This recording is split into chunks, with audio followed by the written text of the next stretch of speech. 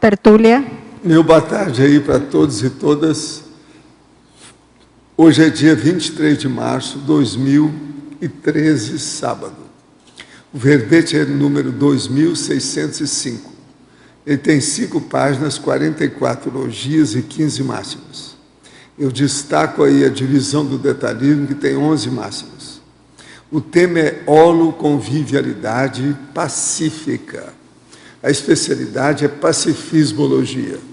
Quem redigiu o verbete é a nossa veterana professora Marlene, que está ali com um trio atacante aí de experts.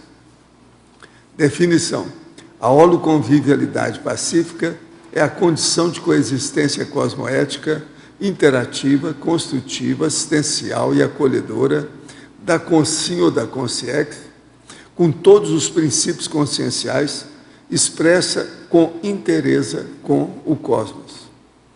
Os láteropenseres da paz, intuindo ações equilibradas, o direcionamento dos penseres rígido em favor do cosmos, a convivência sadia consigo mesmo, a busca da convivência equilibrada desde a bactéria ao serenão, o convívio entrosado com as realidades do cosmos, a dinâmica das inter-relações explicitando o maximecanismo evolutivo, a interdependência do todo e das partes, a amplitude e abrangência da holoconvivialidade pessoal, o esforço pessoal das autossuperações dos entraves conflitivos concernentes às plantas, animais ou pessoas. O constante aperfeiçoamento do estado vibracional profilático, as convivências multidimensionais, as amizades extrafísicas, a aglutinação de consciências em torno de ideias pacifistas, ampliando o holopensene da paz, as paravisitas aos jardins e fitolaboratórios do CAEC, a expansão das autoparapercepções, os efeitos renovadores do extrapolacionismo parapsíquico, o convívio cosmoético às realidades e para-realidades. Nós temos aí, na remissiologia dos 15 verbetes, nós destacamos 5. Aglutinação, autenticidade consciencial, carga da convivialidade, inconvivialidade e senso universalista. Frase enfática: a holoconvivialidade pacífica é investimento seguro ao intermissivista lúcido, capaz de descortinar o senso de pertencimento ao cosmos, envidando alto esforço para galgar tal patamar. Você, no teste de avaliação pessoal, pela escala simples de 1 a 5, em qual patamar se situa quanto à convivência com todos os princípios conscienciais? Já consegue ter afeto pelo vizinho e pelos insetos? A bibliografia específica tem 2 fontes bibliográficas. Eu quero lembrar que a nossa veterana professora Marlene Koller é especialista com as coisas da natureza. Ela está falando tudo aí de cátedra, que ela conhece tudo e mexe com tudo isso. Agora, a mega análise aí com João Paulo são 20 itens. Respeito, interconfiança, coexistência, interrelação, grupalidade. Benignidade, sociabilidade, autenticidade, interatividade, inseparabilidade. Sobrepairamento, acolhimento, fraternismo, sinergismo e abertismo. Interassistenciofilia, conviviologia, pacifismologia, harmoniologia e holomaturologia. Agora, o verbete hoje do dicionário é coloraciologia. É 1,5 página e o argumento é autorreflexivo-lógico. Agora, os questionamentos. Em tertúlia anterior, o senhor demonstrou importância a respeito da minha idade com relação à PROEX. É um rapaz que tem 19 anos. Qual seria o motivo? Ouvi dizer que a pessoa troca de amparador de 20 em 20 anos. Essas coisas funcionam por temporada? Não, não tem nada disso. A pessoa só muda de amparador quando ela amplia o trabalho da assistência dela. Não tem nada a ver com a cronologia de 20 em 20 anos. Isso não existe. Isso aí é tapiação, é lenda. Agora, Em relação à assistência, sou desapegado com o dinheiro. Como posso saber quando devo contribuir financeiramente, quando não devo? Olha, o melhor é você fazer um pé de meia para você não ficar na dependência dos outros e ter liberdade de manifestação. Então, esse negócio de economia é um negócio que não pode desprezar, não. A pessoa não pode viver sem dinheiro, não tem jeito. Criaram isso aí, a gente tem que aguentar a barra. Então, o problema todo é ver a sua sobrevivência. Você não pode se escravizar ao dinheiro, tem que dar um jeito de superar isso aí. Então, para isso, crie um pé de meia. Comece a pensar nisso desde já.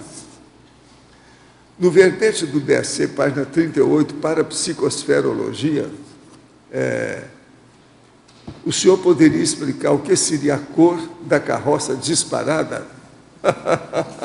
Aqui é bom a gente explicar isso aqui. Daí, porque, dentre os milhares de cores criadas e denominadas na vida moderna das supercomunicações, destacamos em nossas interlocuções a cor da carroça disparada, com a finalidade de diminuir o valor excessivo atribuído às cores em geral. A sua consciência, dependendo da autoparapsicosfera, é multicolorida. Priorizemos a mensagem, não a molduragem. Então, tem gente que vai olhar qualquer coisa em matéria de energia, ou dentro de um parafenômeno, ou examinar a holosfera de uma personalidade, elas ficam muito envolvidas com o processo de cor. Isso tudo é bobagem, porque tem muita influência do parapsiquismo e da autossugestão em matéria de cor. Se você vai fazer sugestão em cima da pessoa, ela enxerga a cor que você quer. De modo que isso, a pessoa forma o processo pictográfico dentro do problema da imaginação dela. De modo que a cor da carroça disparada, a gente quer dizer justamente essa piada. Isso aí é a expressão da gíria para dizer que a pessoa não viu o que aconteceu. É igual a cor da carroça disparada. Passou depressa demais e ela não viu. Como é que você vai saber a cor da carroça disparada?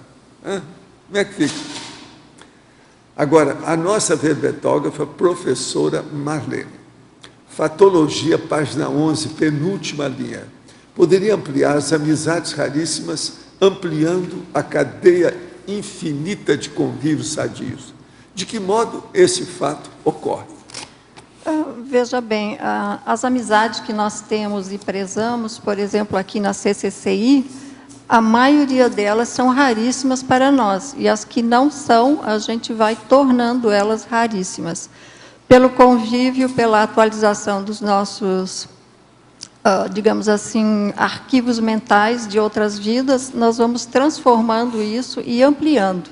Então, cada amizade raríssima traz outras amizades e a gente vai selecionando sempre amizades positivas. Tudo Ainda bem? Na fatologia, página 12, primeira linha, em meio a tantas guerras e matanças de animais, como manter a interconfiança entre todos os princípios conscienciais? A gente, no meu ponto de vista, a gente mantém no seu micro-universo e a abrangência que você tem de atuação. A gente não vai, digamos assim, viajar lá para a China e fazer uma passeata contra a matança de cachorros que são alimento deles. Então, a gente vai ficar restrito ao nosso universo aqui. E, dessa forma, conviver da melhor forma possível. É lógico que, se passar no nosso caminho alguma questão nesse sentido, nós vamos tomar uma posição, algum posicionamento. Na parafatologia, mesma página, sexta linha, poderia detalhar mais sobre os devas? Podemos e devemos evocá-los? Os devas é o pessoal do nosso passado, tem várias correntes falando deles e cada uma delas tem uma forma de apresentá-los. No hinduísmo, são criaturas celestes. Fala sobre o psicossoma, que nós podemos avaliar, e fala também em vários níveis de evolução dos devas. Inclusive, podemos inferir do serenão ao desperto e por aí vai. Mas eles não têm essa conotação. Eles são mais ligados à natureza e podem ser manipulados para o bem ou para o mal. Então, no meu caso aqui, eu considero os devas como amparadores extrafísicos, positivos, técnicos, e que, num passado talvez bastante distante, eles atuaram nessa área aí. Eu quero aproveitar aqui agora para dar uma informação que eu já falei na mini tertúlia para os teletertulianos. Primeiro, sobre correção.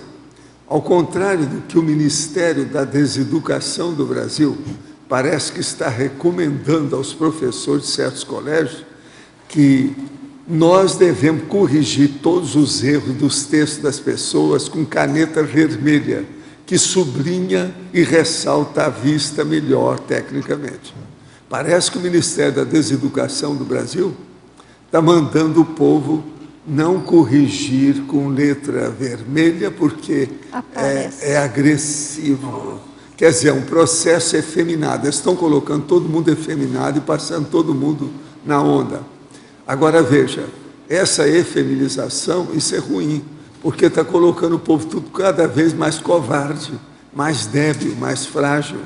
Agora, veja, não deve também, estão falando, de estar corrigindo os erros das pessoas. Então, para que tem escola? Fecha esse Ministério da Deseducação, que não está valendo nada.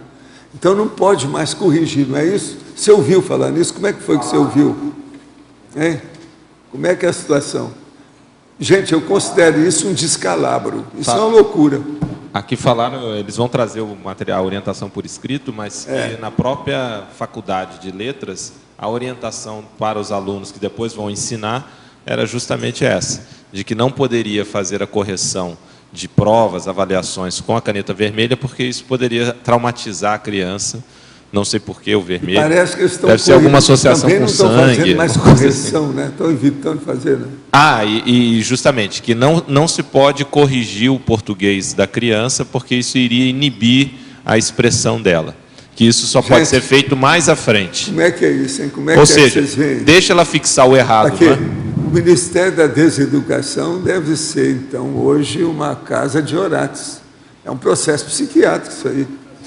Eu custo admitir que isso está acontecendo. Se dá de vez com calma para ver se é real mesmo. Vamos esperar eles trazerem o documento Agora, por escrito. Falando nessas coisas e processo de crítica, eu quero dizer o seguinte. Eu, na minha vida, uso aquela expressão que há 60 anos, desde a época do Chacrinha, que eu conheci pessoalmente, ele já falava, na vida nada se cria, tudo se copia. Eu uso isso, porque tudo que você faz não tem ineditismo nenhum. Eu tenho 7.000 neologismos, é tudo baseado já em palavras e coisas que já existem. Eu não acho que eu tenho muita coisa nova, não. Eu apresento, são ângulos das pessoas que esqueceram de ver, principalmente do ponto de vista extrafísico. Então, por exemplo, existe o Maldon, que é aquele que fez os processos que eu falo muito lá no Projeciologia, que ele falava muito em descrença, mas ele não falou no princípio da descrença e na descrenciologia como sendo uma ciência, do jeito que nós temos aqui uma tabela para mostrar aí. E ninguém, nem o Maldon também, que o Maldon, durante a mocidade dele, ele teve um salão de beleza, uma opção de coisa, ele trabalhou com o processo de beauty parlor. Agora, o que é que se passa? Ele não chegou a analisar o processo da descrença como eu analiso. Então, o povo acha que eu estou copiando as coisas dele. Eu estou copiando até desses que estão fazendo crítica. Se aparecer com uma ideia boa, eu estou copiando. Todo mundo é assim. E a vovozinha vai bem? Eu quero lembrar a vovozinha. Tem um outro também que achou ruim, porque eu falei que eu não sou que eu às vezes falo que eu sou desperto. O desperto que eu estou falando é que eu sei do processo de assédio, por exemplo. E eu não fico assediado com aquelas besteiras que esse povo fala para mim. Mas eu tenho que falar das besteiras.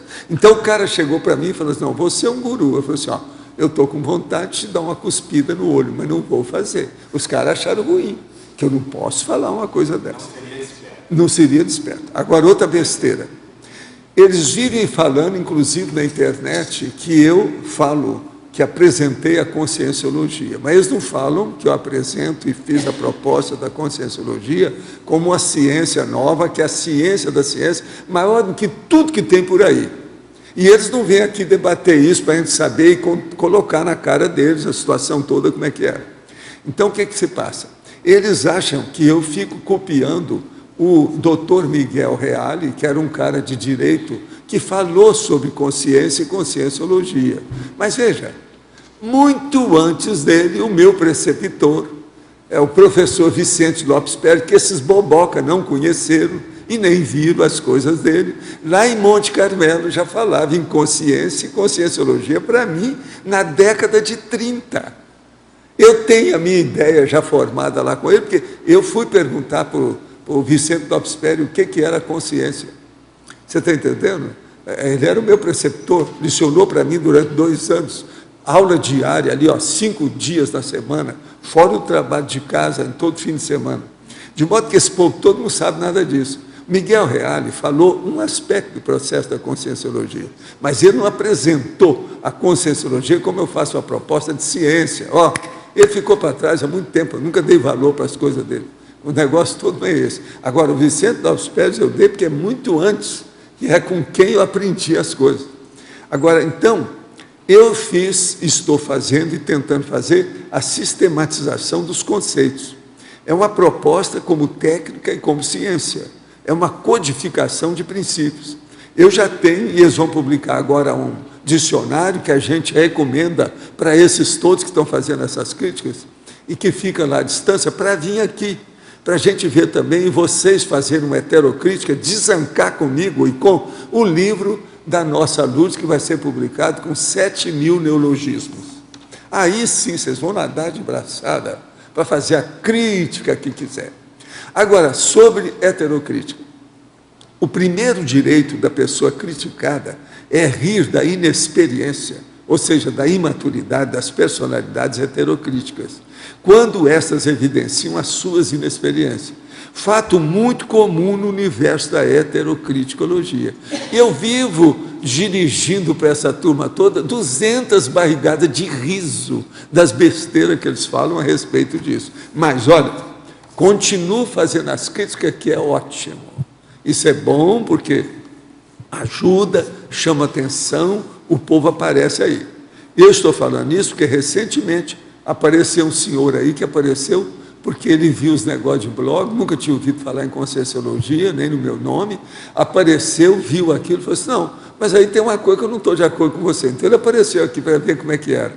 E gostou do CAE, com as coisas todas. Quer dizer, essa turma está trabalhando para nós. Eu agradeço muito a eles, acho que é bom, vai em frente. Se vocês gostam disso e precisam disso, vão em frente. Nós estamos aí para isso. Viva a heterocriticologia. Heterocriticologia é outra coisa que eu criei, é um dos neologismos. Isso é uma ciência da heterocrítica. É aquela crítica feita do outro para você. Quer dizer, ela é centrípeta. Isso é muito importante. Eu já tinha outra, que é a autocriticologia, que é de você para você mesmo, quer dizer, é centrífuga, que sai de você para os outros. Então, vamos nessa, eu quero esclarecer isso mais uma vez, para o povo achar que, pelo menos, vocês estão sendo lembrados, viu? São grandes amigos, companheiros de luta, de pesquisa, de abordagem. Vamos nessa, é bom, o debate é que manda. Polêmica útil é uma coisa necessária. Nós não podemos fugir disso. Agora, o Brasil que está ficando desse jeito aí com o Ministério da Educação, deseducação, tem que dar um jeito, porque eles estão efeminizando o povo. Está ficando o povo cada vez mais fraco. Não pode debater, não pode criticar, não pode falar nada. Então, eles falam que é o politicamente correto. Cada besteira enorme. Nós temos que ter debate, crítica, fazer análise das coisas, é um processo da exegética. Nós não podemos fugir disso. Como é que é? Não se faz mais exegética? Nenhuma análise de mais nada? Tudo agora tem que ser água com açúcar? Tudo tem que fazer média com os outros? Isso não pode. Como é que nós ficamos desse jeito? Então, o Brasil, eu não sei se aí para fora já tem país que está usando isso também, ou é só aqui? É só aqui. Agora, a presidente parece estar tentando ajudar, que falou que ia dar uma subsídio, agora uma verba. Ela queria do maior. Petróleo, né? Queria que fosse do petróleo para lá, mas... Isso melhora. Mas Eu para acho que que é? consegue. É para doutrinar um pouco o PT, será? Eu acho que ela não Vamos consegue examinar também. para ver. Será que é doutrinação? É dogma? Mas, professor Valdo, essa coisa de caneta vermelha, proibição, desde que eu era professora do Fundamental, que já tinha esse negócio, que não podia corrigir. A orientação para não corrigir com caneta vermelha. Eu fui professora primária também, já há muito tempo. Coitado do Vicente Lopes Pérez, ele deve estar se remoendo no... Eu acho que agora deve Debaixo estar da terra. fortalecendo Problema maior que a Eu gente acho vai que ter agora deve estar gerações que vão ser prejudicadas por isso. Isso aí o Brasil vai ficar atrasado aí gerações. Gerações Eu acho que agora tapadas. deve estar fortalecendo Tapadas. isso, mas já tinha isso. O Brasil no ranking de educação, ele é pior do que, está pior do que a Argentina, pior do que Chile, está pior do que vários países. E não andou no IDH em função Agora, do tudo, gente, resultado da vocês educação. sabem que a base disso é política. Porque aqueles que querem ser tiranos, os ditadores, não querem que o povo estude. Porque se estudar, a pessoa se rebela e dá conta neles. É tanto que não tem nenhum ditador que gosta de gato. Se eles não gostam de gato, porque o gato tem personalidade própria, ele não é igual ao cachorro. Ele não é submisso, sujeito, do jeito que o cachorro é. Ele tem personalidade, sabe o que ele quer, ele distingue as coisas, ele escolhe as coisas. Agora, veja, se o ditador é contra gato, pensa bem contra as pessoas que dão conta. Eles vão em cima. Será que essa turma aí está querendo isso? As bobagens lá desse povo que está defendendo o tiranete aí que morreu agora recentemente, Chaves. Será que é isso? E ficam também exaltando as bobagens lá do ditador que só numa noite eles mataram 3.000 pessoas lá em Cuba.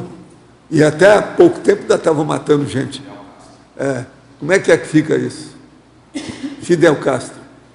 Esse povo fica exaltando. É essa turma que é da deseducação? Nós estamos perdidos, não é isso? O Brasil está precisando de acudir, acordar, despertar, ter mais lucidez. Oportunidade de ver, agora essa semana saiu, 2 redações que tiraram nota máxima no Enem, tinha no meio delas, um era o hino do Palmeiras, do time Palmeiras, e outro uma receita de miojo. Tiraram nota máxima no Enem. Na redação. Não, e palavras erradas assim, absurdas. Nota máxima. A conclusão que eles chegaram é que as redações foram corrigidas por amostragem, não corrigiram todas. Por isso que eles não queriam divulgar. Vergonhoso, né? Tá lá, o rapaz que fez, ele colocou na rede social, botou a redação dele, mostrando lá Agora, com o hino do gente, Palmeiras. isso tudo, quando é que vai ter uma reviravolta para me limpar isso, hein? Quando é que vai ter gente aí inteligente que não está pensando só em dinheiro para pôr na cueca? Dinheiro na cueca, do jeito que esse povo está fazendo, né? Professor, e esse rapaz da receita do miojo, ele nunca fez o miojo. Perguntaram para ele se ele sabia fazer, ele falou que não. Ele é teórico. Tirou nota máxima. Mas essa. Que é isso? Estava na entrevista lá, ele falou assim, então você faz o miojo para nós na Record. Eu falei, mas eu nunca fiz, eu não sei fazer. Ele deve ter miojo na cabeça, o rapaz. Em vez de miolo, é miojo. Ou quem na corrigiu? verdade, Ele não. As pessoas têm Valdo, miolo aqui professor, dentro. Valdo, quem corrigiu, Quem corrigiu? Valdo, quem corrigiu, Quem corrigiu? tem miojo na Ele fez cabeça. por Ele gosto. não, porque ele fez isso só para mostrar o negócio. Não, ele fez para fez esse de propósito. Como é que ele tira a nota máxima na redação do Enem, que é para vestibular? Eles daqui a pouco é capaz dele estar dando o prêmio desse 100% para aquela moça que coleciona chiclete usado.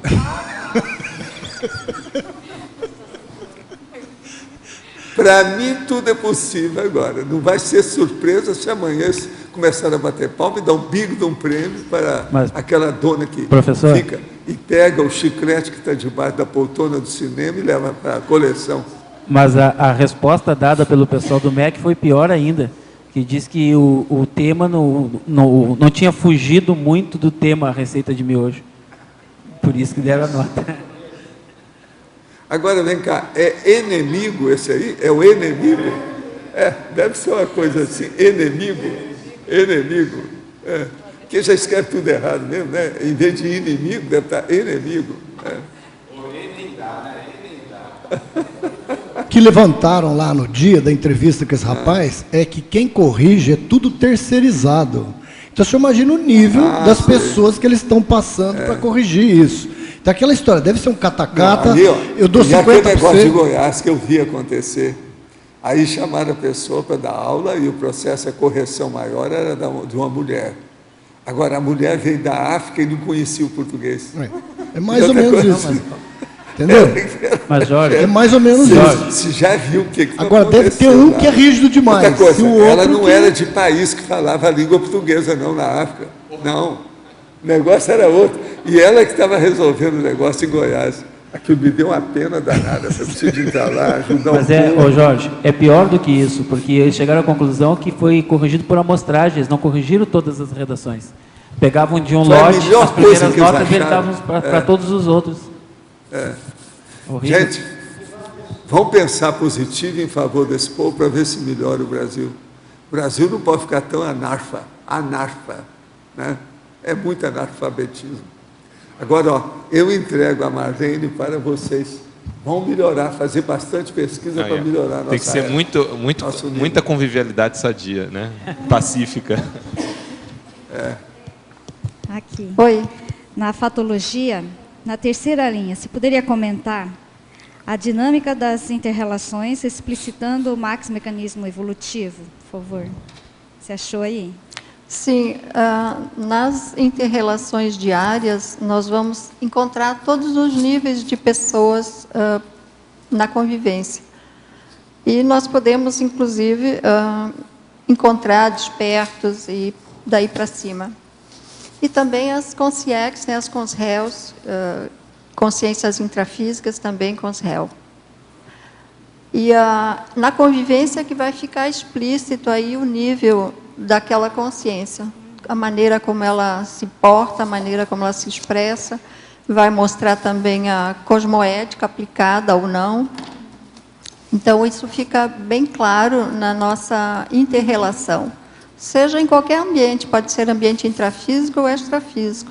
Então, se a gente ficar um pouco mais atento, nós vamos perceber essa inter-relação. Tudo bem? Tudo bem. Isso tem relação com o mega pensene, todo convívio hierarquiza? Sim, todo pensene hierarquiza. A forma como você expressa o pen, ou o ene, ou o sem, vai hierarquizar. Qual é a dosagem que você vai colocar em cada uma dessas sílabas? Ok. É a maneira como você penseniza, né? E isso ocorre em todas as dimensões. Tá ok, obrigada. Professora Marlene, na página 11, em fatologia, no finalzinho da quarta linha para a quinta, o esforço pessoal nas autossuperações dos entraves conflitivos concernente a plantas, animais ou pessoas. Você poderia nos ilustrar assim com exemplos?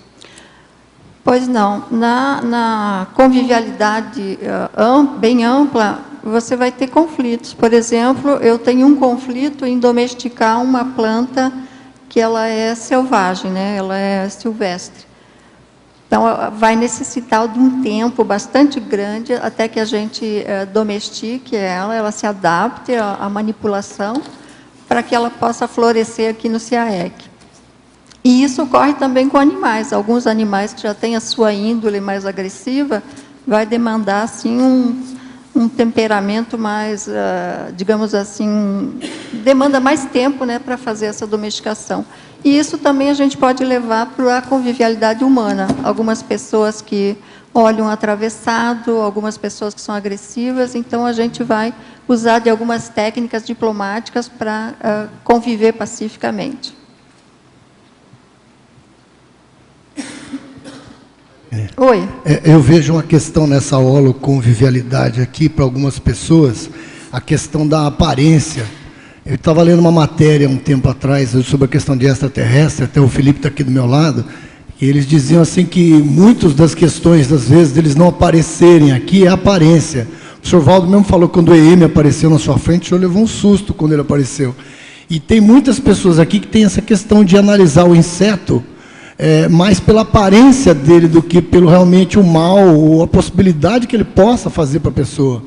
Então, isso já provoca uma animosidade gratuita, aquela história de que eu vou matar essa aranha, porque é uma aranha. Mas muitas vezes a aranha não vai fazer nada, não tem nada a ver, ela está no canto dela, está andando, mas é uma aranha. Então, temos que matar a aranha. Isso aconteceu no condomínio lá, eu peguei aranhas enormes, fiz uma operação danada para pegar, para resgatar, para botar no mato, e tinha uma senhora que falava, mata logo a aranha que você está esperando.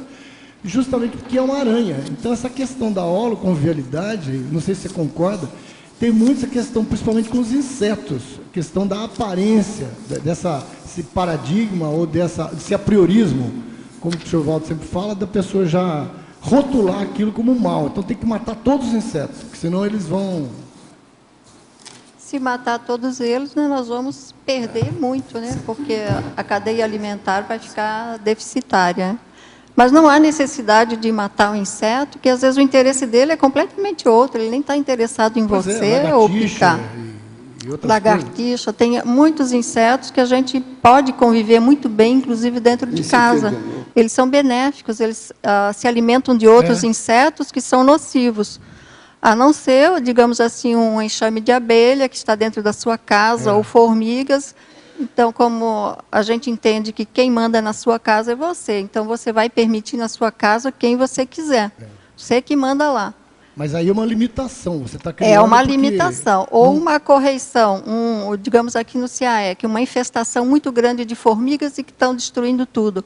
Nós vamos precisar conter esse enxame, nessa correção. Eu cheguei até a falar para o Onish, para o Celso, que um laboratório estava com formiga, eles colocaram... Eu lembro, acho que é do Pensinologia, né? Não me lembro mais. Evoluciologia. Evoluciologia. Aí essa questão da contenção é bem diferente de você sair por aí destruindo e matando os bichos, porque... Isso é diferente. A aparência é diferente da nossa. Quando há uma invasão muito grande, é necessário conter. Agora, tem que ter muita lucidez, que às vezes você encontrou a aranha, vai pisar em cima e matar, não tem por que fazer isso. Ela tem o direito também de viver. Ou um lagarto. O lagarto não faz mal para ninguém. Psicologia, página 13, poderia expandir a interação autopacificação, egocídio? A autopacificação, ela começa a se, digamos assim, se manifestar mais ostensivamente à medida que nós vamos acabando com os nossos egoísmos.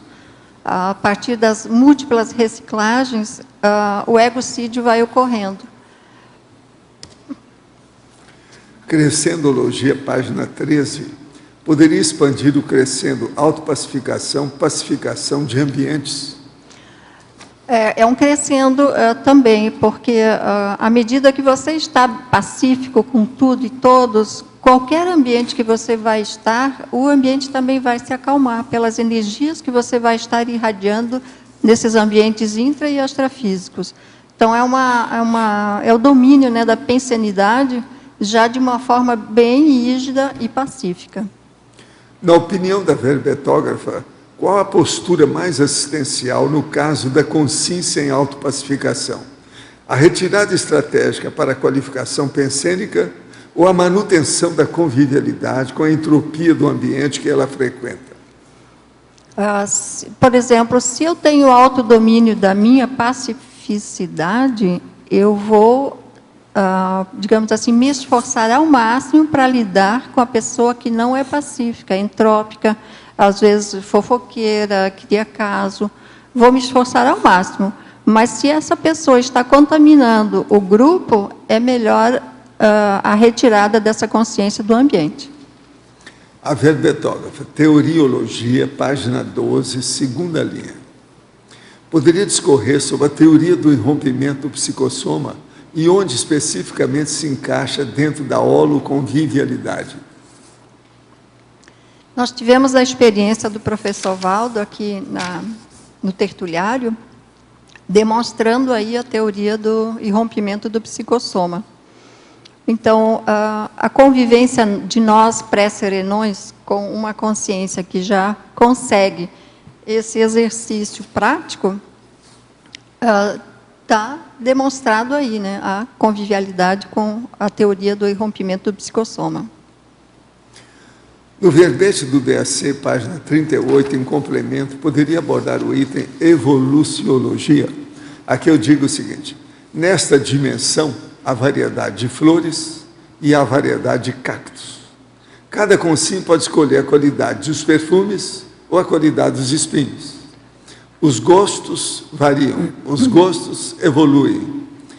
Como diz o cara lá, os gostos, mas o negócio é gosto mesmo, tá? Os gostos evoluem. As comunex evoluídas são povoadas pelas consciências que souberam escolher o bem, o melhor e o mais evolutivo, começando pela simples escolha das cores. Então, eu digo aí, optemos pela mental somática. Isso é que é o ideal. Vamos ver o autodiscernimento para a gente ponderar a respeito das coisas. Agora, por exemplo, cores. Uma cor, por exemplo, marrom, é um negócio que não acabou, né? Não é nem de um lado nem do outro, não é nem preto nem branco. Marrom, a cor de carroça disparada, por exemplo, que eu estava falando. Qual é a cor da carroça disparada? Então, por exemplo, essas cores cinzas e dependentes de cinzas e variáveis de cinza, você sabe que hoje tem 1 milhão de cores na internet, né? Eles fazem as gradações de cores, né? É um monte, são milhares de cores que eles fazem. Então, eu digo para vocês, esse negócio, por exemplo, não tem uma série de cores que parece ser suja? A pessoa usa essas roupas porque elas já são sujas pela cor. Então, pode sujar à vontade, que ela não precisa lavar. Então, é gente que fica com a roupa fedorenta. Você está entendendo? Limpíssima, aparentemente, mas tudo suja, na realidade. Então, o processo todo é um problema. Pelas cores, a gente já começa a examinar, a fazer uma abordagem, fazer a análise das coisas e tudo mais. Então, como é que é isso? E outra coisa, cores é um negócio sério. Por exemplo, do ponto de vista de ectoplasmia, uma pessoa que tem a roupa escura tem mais dificuldade de doar a energia que sai dela, do ectoplasma. Se ela tem uma roupa mais clara, ela tem mais facilidade de doar. Isso é uma regra, isso é internacional. Isso vem há séculos que o povo já fala isso. Então, o problema todo é a gente estudar que cor que é. Agora, por exemplo, eu acho o preto, determinado preto, uma beleza, como expressão de cor. Por exemplo, eu já vi certas moças na África, pretas, retinta, aquelas que passaram várias mãos de tinta nela de preto, lindérrimas, de fechar o comércio. Então, o processo de cor varia muito de pessoa para pessoa, para a gente ver como é que é.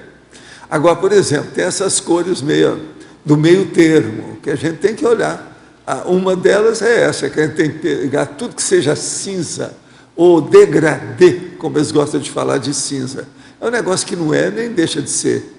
Agora, o problema é a sujeira.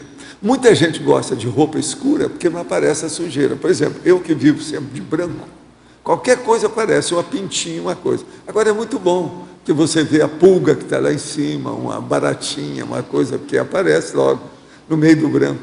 Se a pessoa tiver de preto, não vai ver nada disso. Professor, mas pegando esse gancho aí, nós estamos com o Felipe aqui, que é dono de restaurante, e parece que a cor laranja ativa a fome, não é isso?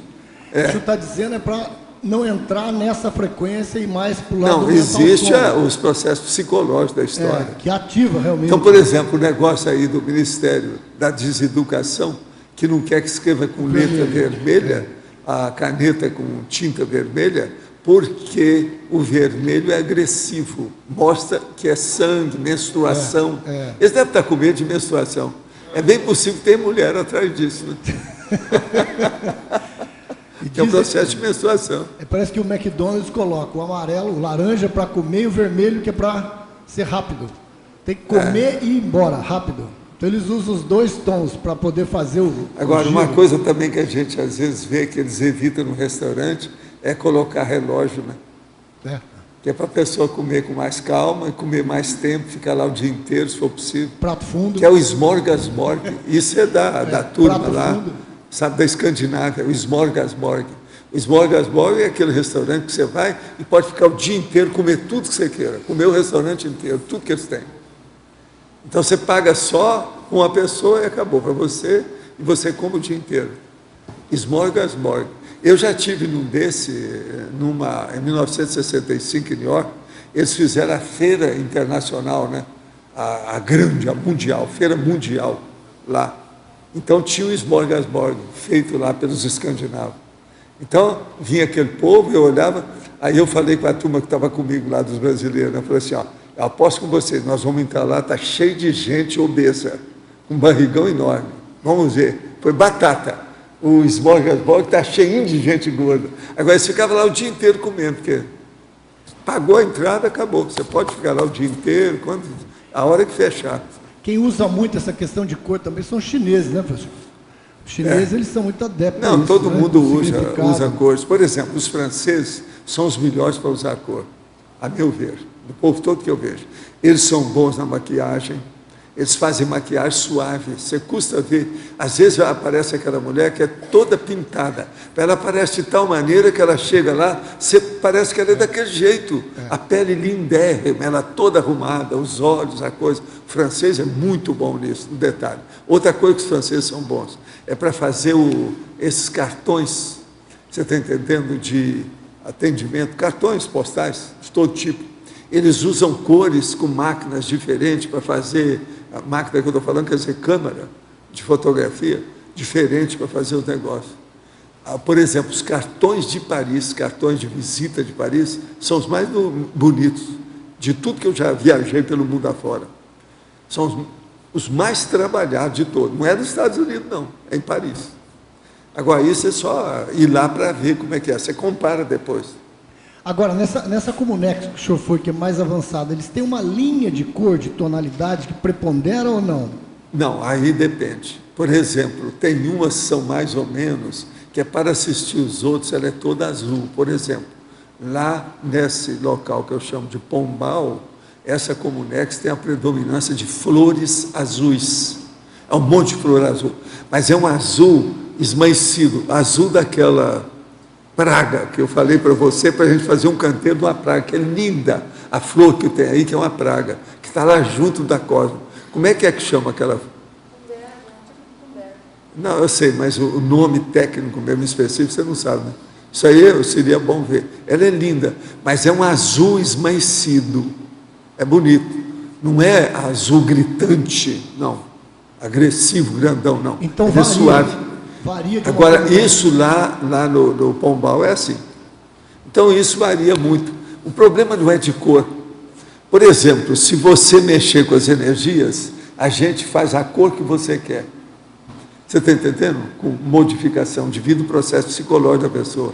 Ela cria o problema da cor. Então, isso é relativo, por exemplo, em matéria de percepção, clarividência. Tudo é relativo. Agora, o que a gente vê é o seguinte.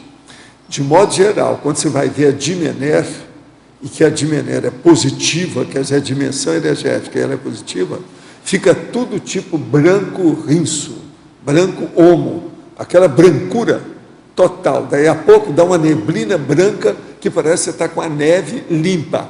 Porque você sabe, existe a neve suja, mas eu estou falando da neve limpa. Aquilo parece que fica tudo branco. De vez em quando eu olho, fica aquele processo aqui, ó, da Dimener.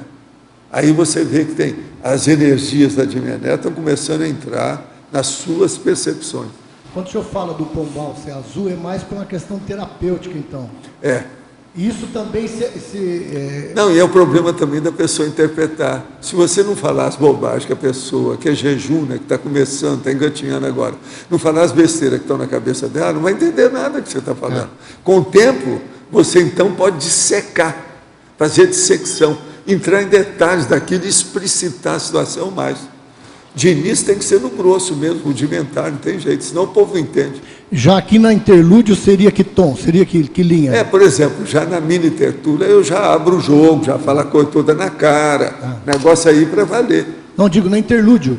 Aqui na interlúdio o tom Não, seria... a interlúdio ela atende todo tipo e não tem nada de cor, não é todas as cores, ela tem tudo.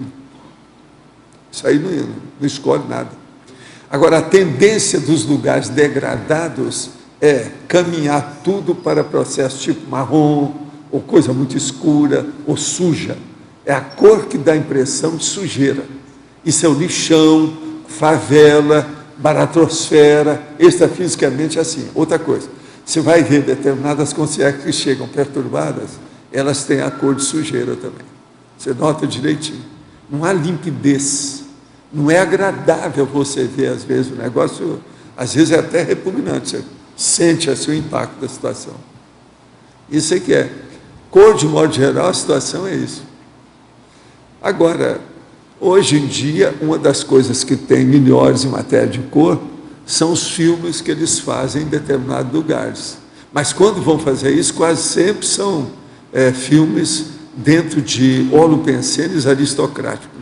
Por exemplo, professor... Que é onde tem mais limpeza, mais arrumação, mais brilho, mais... Na sua OFIEX, por exemplo, tem uma tendência pensênica sua de cor? Não. Eu topo qualquer coisa. Se a pessoa precisar, eu ponho a cor que ela deseja. Você está entendendo? Aí a gente vê qual é a tendência, porque o processo ali é esclarecer a consciência. Ah, tá. Então a gente topa qualquer coisa. Eu não tenho nenhum escrúpulo ou não tenho nenhuma apriorismose a respeito de cor, de modo geral. Então não tem uma... Tem cor que eu gosto mais do que outra, eu não sou besta. Não, então Por não tem exemplo, uma... a gatinha lá em casa, lá nós temos, as duas são mais apegadas comigo, uma é branquinha e a outra é pretinha. Agora, a pretinha é de uma tal maneira que ela tem uns olhos diferentes de gato, o olho dela é mais colorido, mais amarelado, assim, colorido, ele é impressionante. Então, se está tudo escuro e ela vem o reflexo da luz, você só vê aqueles dois olhos assim, enormes, você está entendendo? Refletindo. Ela é lindérrima. E outra coisa, essa é muito afetiva, essa pretinha. Agora, tem gente que não pode nem chegar perto de gato, porque tem superstição que aquilo é, né, que vai piorar a vida dele tudo para o resto da vida. Eu não penso nada disso. Agora, outra coisa, falar em cor. Aquele gato que tem lá na porta de casa, que sai, que roda por ali, conversa com a turma lá, e fala porrum, miau, aquele negócio todo, eu acho que ele é albino.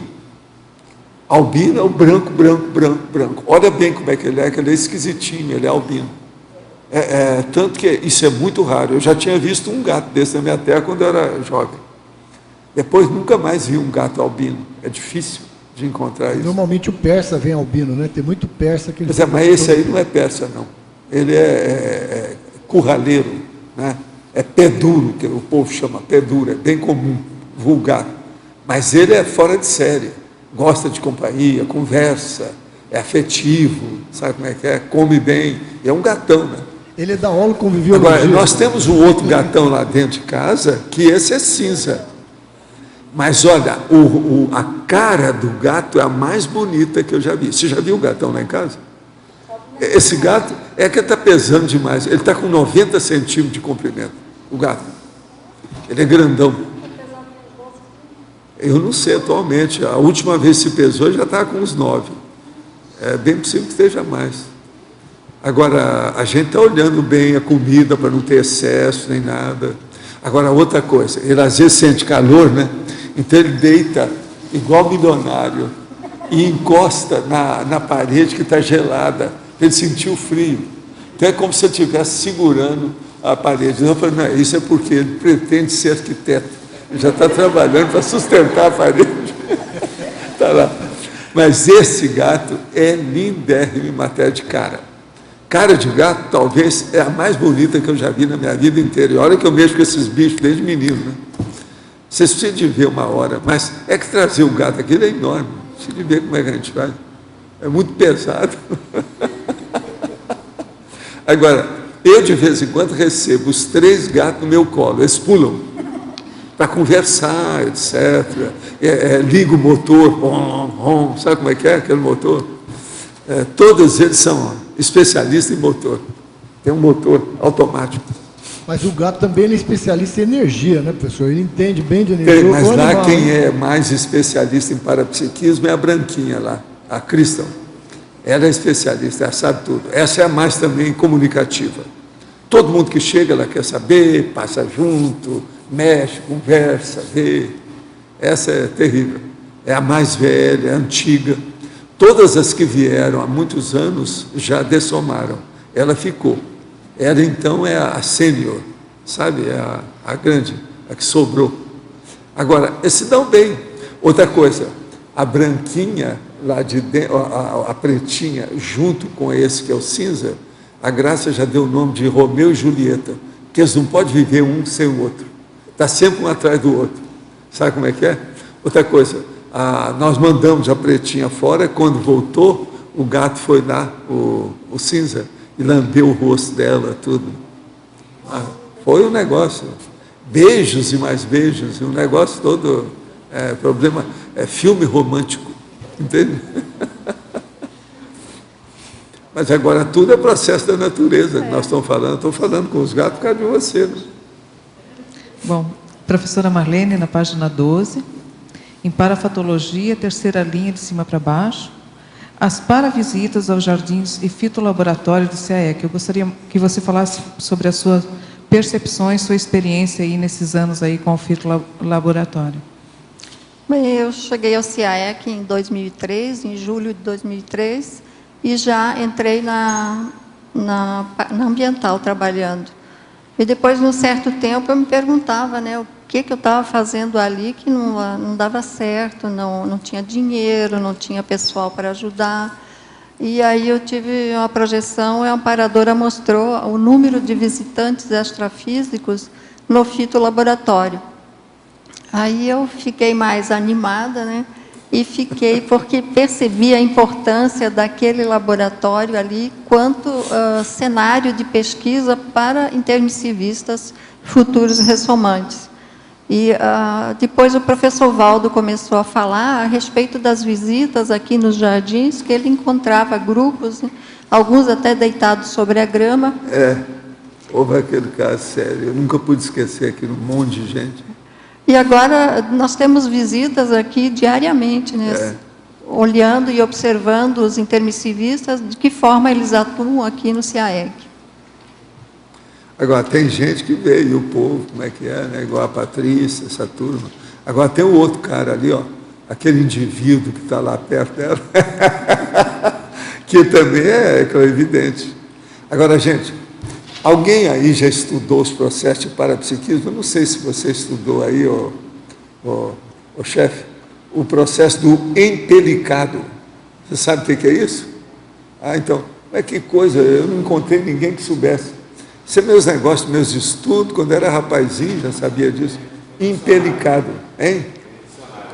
Mas o que está falando do empelicado? Que fala o seguinte: disse de criança que nasce com a cabeça envolta no âmino materno, fato considerado pelo povo como sinal de proteção especial.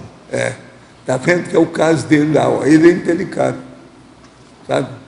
Fala seu nome inteiro aí, o que você faz? Pega aí um microfone, fala aí, faz favor.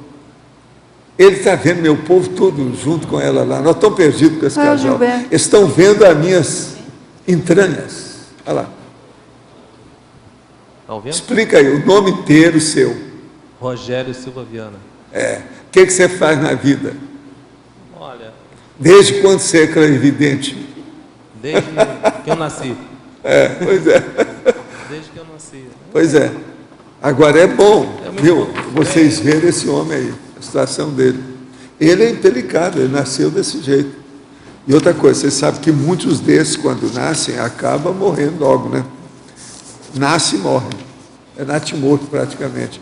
Devido ao problema da asfixia que dá, por causa do cordão em torno do pescoço do feto. Quem salvou minha vida foi um médico. Tinha uma médica e um médico. O médico deu um safanão na médica, me tirou da mão dela, desenrolou. O que é bom hoje, que agora tem os aparelhos, eles veem tudo, se tem o rolo do cordão. O que aconteceu, a médica, um exemplo, né, para você ver.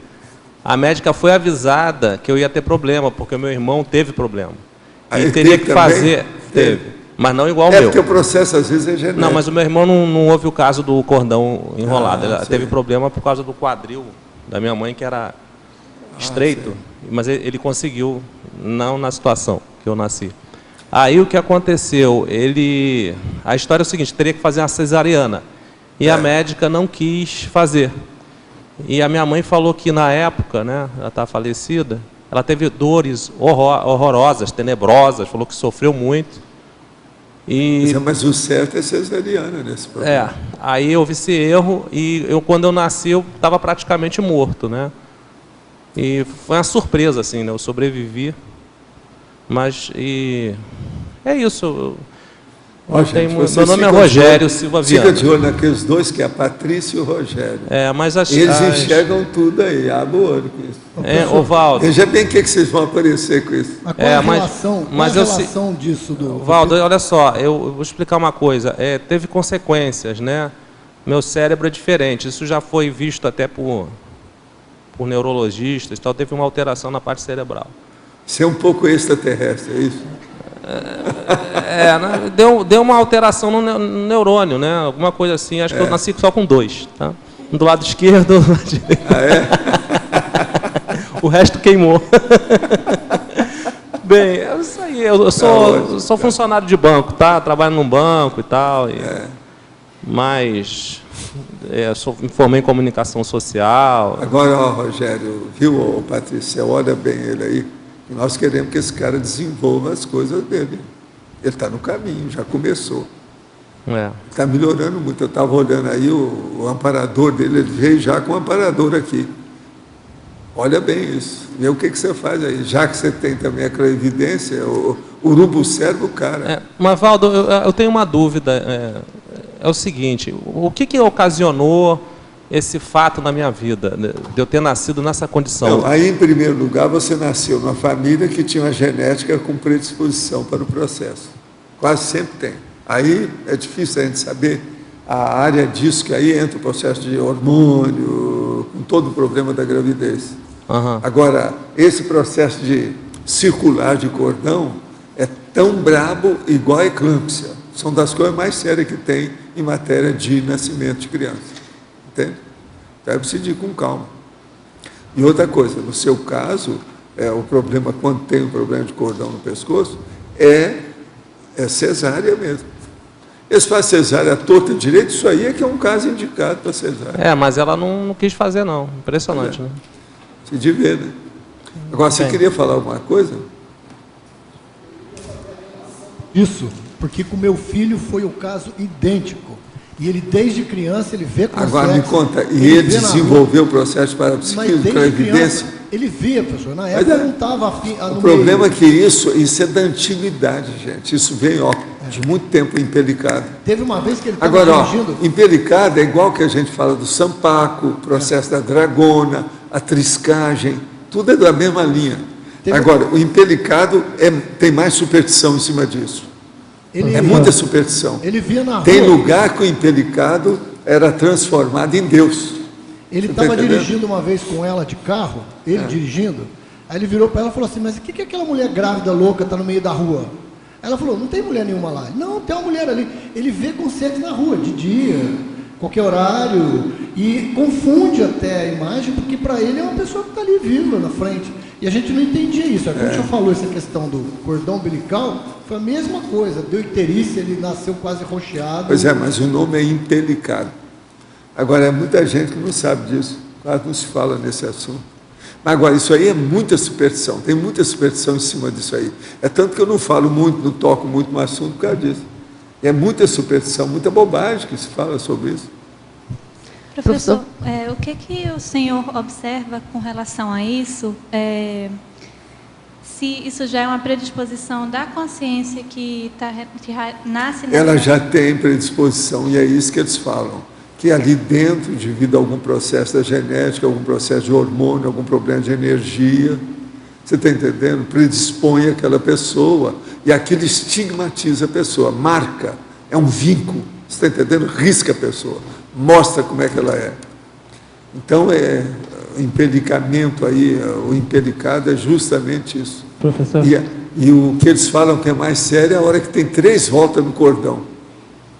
Ainda tem isso ainda também. Como é que fez isso? Eu queria perguntar.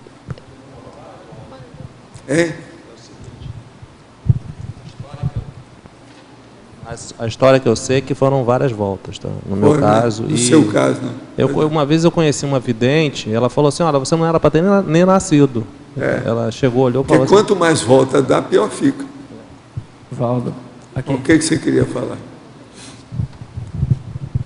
O senhor tinha dito aí que o problema de eclâmpsia e de cordão tinha o mesmo perigo, é o mesmo problema. É o mesmo perigo para a criança. Agora, é a mesma condição de incompatibilidade com a mãe? Ou não? Até um certo ponto, sim, porque às vezes as coisas que têm problema com o filho pode ter repercussão na mãe, devido ao processo de energia. Agora, o problema todo é ver quem é que está fazendo o parto, o processo da obstetrícia, se tem cesárea, cesariana ou não, como é que é a situação. Outra coisa, qual a condição geral da mãe, a idade dela, como é que é, se ela já teve filho antes, Está entendendo? Tem uma série de condições. Aí é um problema de obstetrícia, tem que examinar Aí com tem que calma. analisar, não necessariamente a criança Não, que não tá pode com generalizar, que a gente nunca vai saber como é que é. Professor? Agora, precisa examinar, com detalhes. Aqui. No meu caso, também nasci com cordão enrolado no pescoço. Tinha tradição na minha família, minha avó era parteira. Então, todos os netos nasciam pelas mãos dela. E eu fui o único que ela não conseguiu trazer. Agora, precisa saber se desenvolver o processo parapsíquico. O que você está fazendo aí? Tem que saber essas coisas todas. Como é que é? A mais velha nasceu, eu fiz cesariana, né? Mas se não tivesse feito, ela talvez tivesse morrido. Que ela nasceu com cordão. Estava enrolado com cordão. E ela apresentou para a projeção lúcida, assim, desde pequena. Agora, ó, tem um cara que está falando para mim, Valdo, isso aí deve ser porque esses caras são tarados com colar. Deve ser isso. Por isso que eu queria saber se tinha é. alguma coisa de incompatibilidade entre mãe e filho, assim. Não, às vezes tem, por Porque causa a gente desse briga um processo, pouco é preciso de ver. Tudo vai com calma, para ver, porque é parturiente, o negócio é difícil. Professor, recentemente veio até mim a seguinte notícia.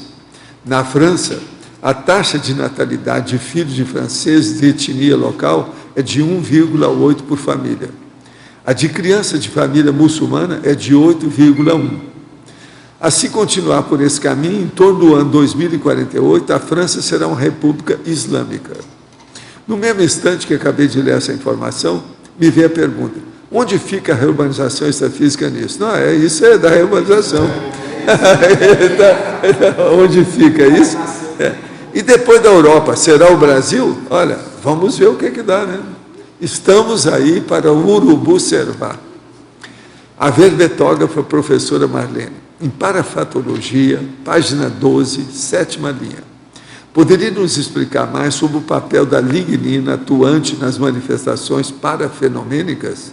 Não há risco do vampirismo frente às árvores e demais elementos botânicos?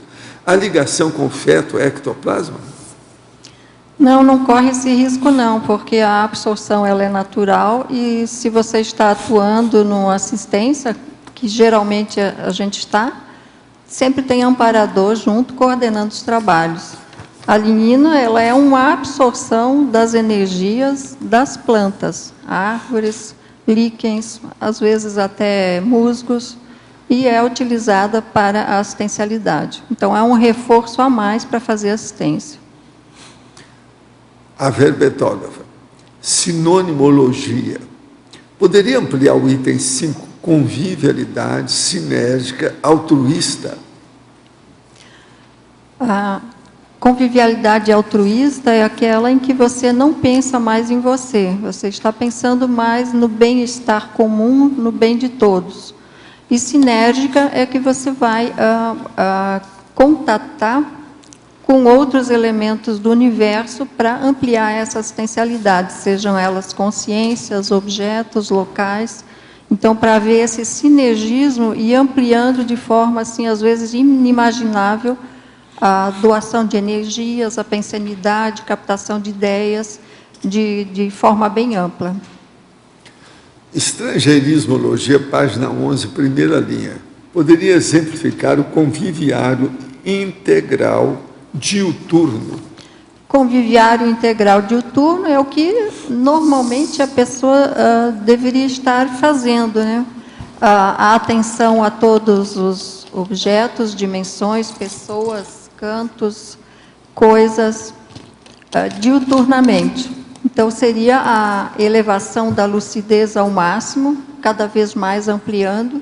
É lógico que isso tudo é um começo, né? A pessoa vai começar por pequenas coisas, ampliando a lucidez sobre o seu quarto, a sua casa, o seu quintal, e daí em diante. Os assuntos também que ela começa a dominar, os seus interesses, e daí em diante, vai sempre ampliando cada vez mais, todo conhecimento, cosmoética, isso diuturnamente. Valdo, aqui. a respeito dessa notícia aí da França, ele esqueceu de computar que a França também é um percentual negro. Hoje a França tem um altíssimo percentual de cultura negra, bem dentro da ideia do DRC, do racismo deles. Eles estão com um percentual altíssimo de cultura negra por causa dos senegaleses, do pessoal da Costa do Marfim e de vários lugares que eles receberam devido à reciprocidade diplomática, né? Eles foram lá, foram os invasores, hoje eles recebem. Então a França hoje está com um percentual bem alto de habitantes negros, não só muçulmanos, mas negros principalmente. Então é bom porque mostra claramente essa coisa, né, Marlene, da troca. Muito claro. Miscigenação. A miscigenação forçada, né, deles, devido àquela xenofobia ainda mais na França. Crítica que eles têm. Bem interessante. Ainda mais na França. Muito haitiano e cabo-verdiano, negros, altos, bem fortes. Agora, tem um povo bonito desses pretos. Lindíssimo. Senegal, por exemplo. Lindo. O povo é alto, forte, muito espadaúdo, impressionante. São bonitos. Bonitos mesmo. Eu cheguei a ver alguma desse Azulão. povo de perto. Professor, quando eu estava na França, nos anos 60, eu me lembro de um universitário dizendo assim: eu gostaria de saber a metade do francês que aquele negro sabe. Estava falando do Senghor, Leopoldo Senghor, que era presidente do Senegal. A cabeça, uma cultura. Presidente do Senegal. Presidente do Senegal. Uma cultura.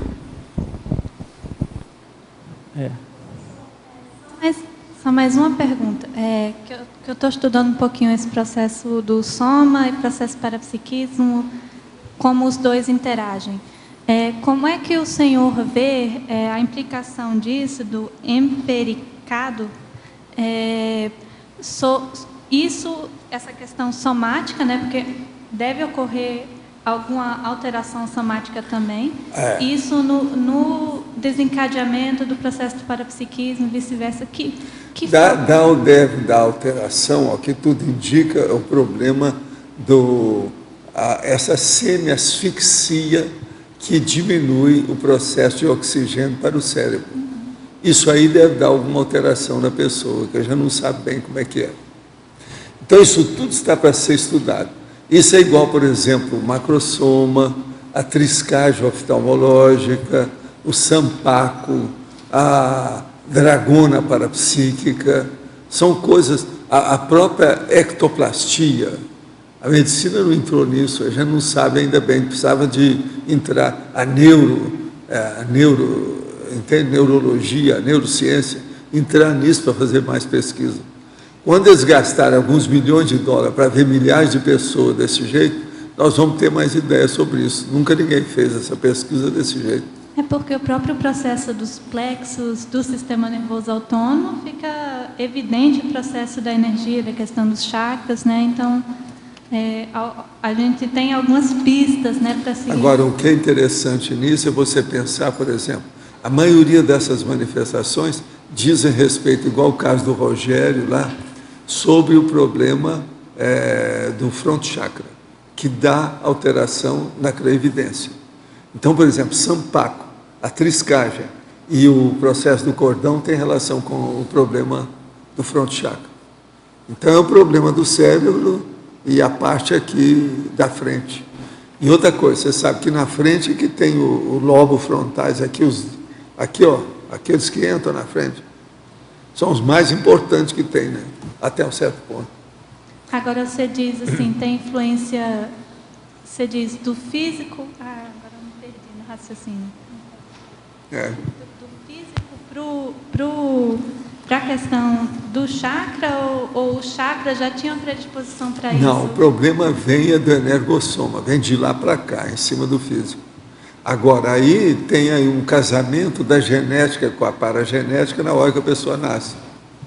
Então, aí é que entra e funciona com os hormônios, o problema da mulher nessa história, como é que fica, o processo uterino, com todas as coisas que tem aí.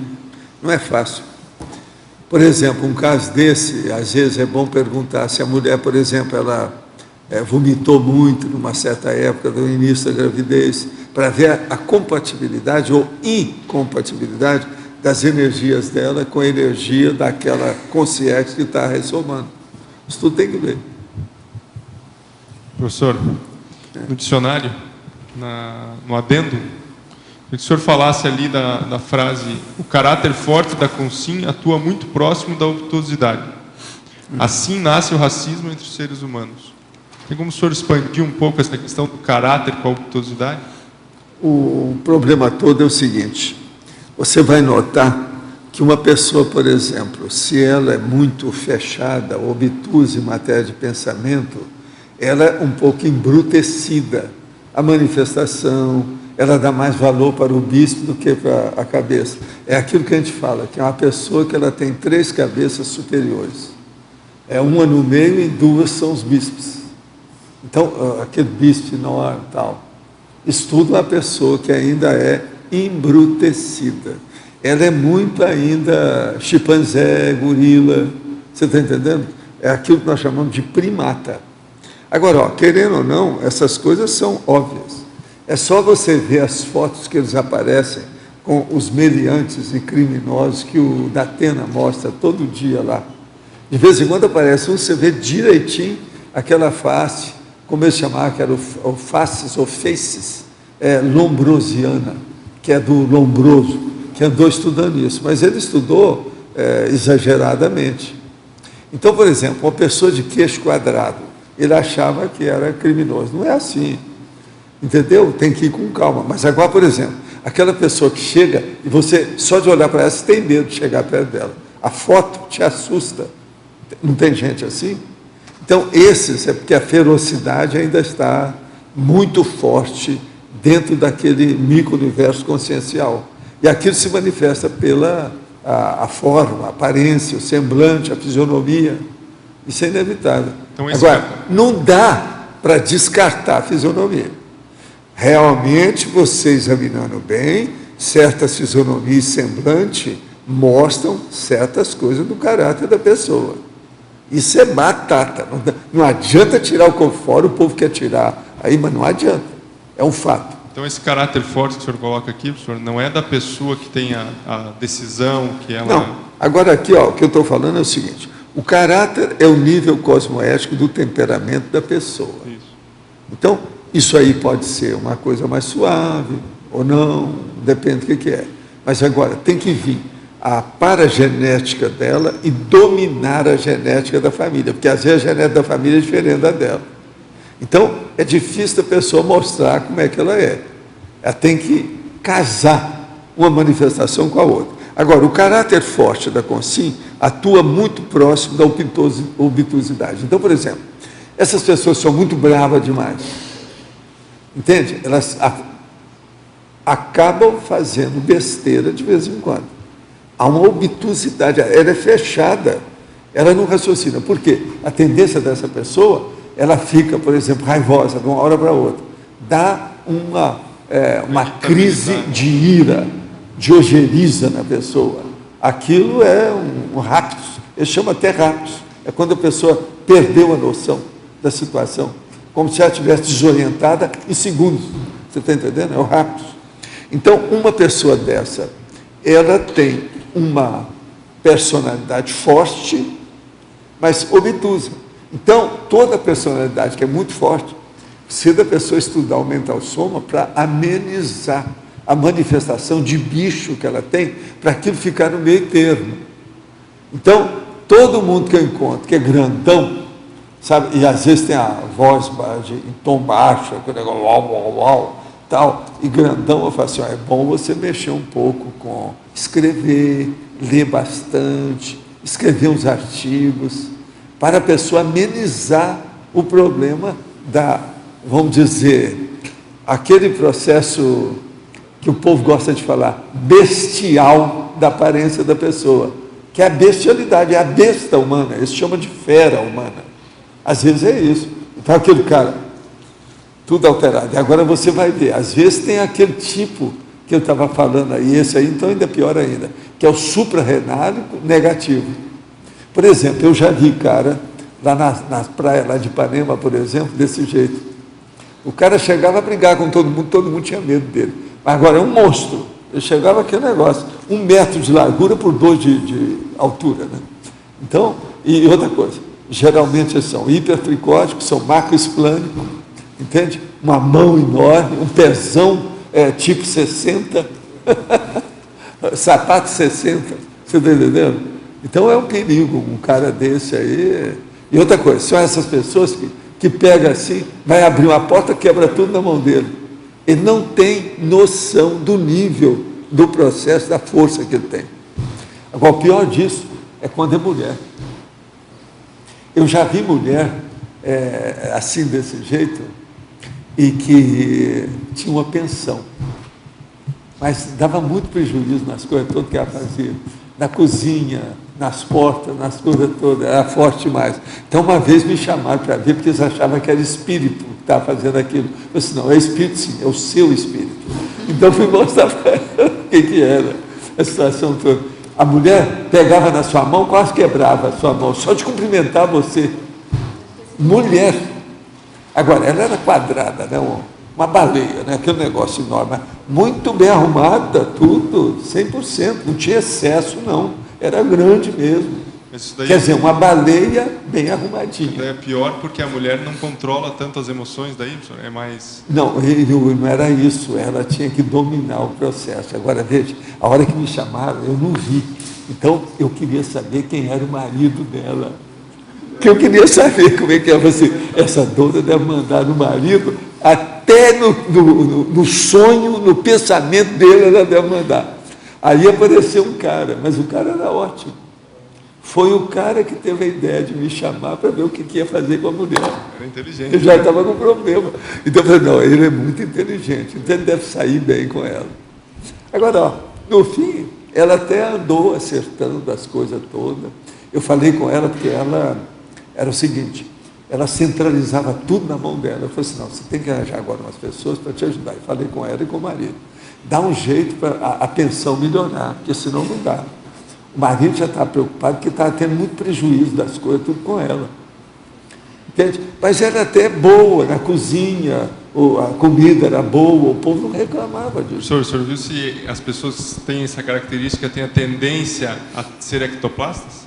Há uma boa parte deles são. Uma boa parte. A quantidade de energia que a pessoa o processo que tem. Mas agora o problema é que o resultado das manifestações nem sempre são bons. Você está entendendo? Cria acidente demais. É preciso ter cuidado. Agora, tem pessoas predisponentes mesmo a acidente de percurso por causa disso. Tem que olhar. Entendeu como é que é? Agora, o processo é ver esses extraterrestres grandões que apareceram por aí. Fica de olho. Um dia desses, nós tivemos um aqui de mais de 2 metros. Vocês chegaram a ver? Ele estava aí, eu conversei com ele. O homem era ótimo. Porque todos esses, quando passa assim, 2,10 metros, etc., eu quero ver, né, como é que está. O cara estava olhando lá de cima para mim, assim. Conversei muito tempo com ele. Esse era ótimo, não tinha nada.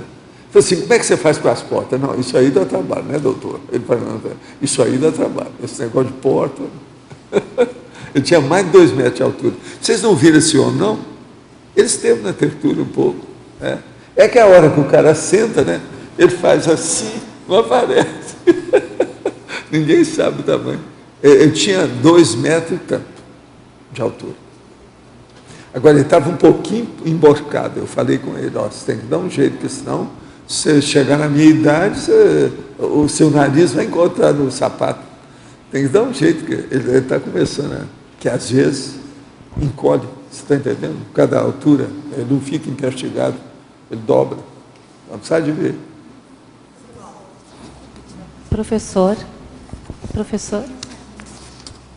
Eu estava comentando agora com o Felipe, se a gente parte do princípio que no processo evolutivo, de uma forma ou de outra, as pessoas vão chegar a um refinamento, esse pessoal ainda traz a herança do tempo das cavernas, dos espartanos.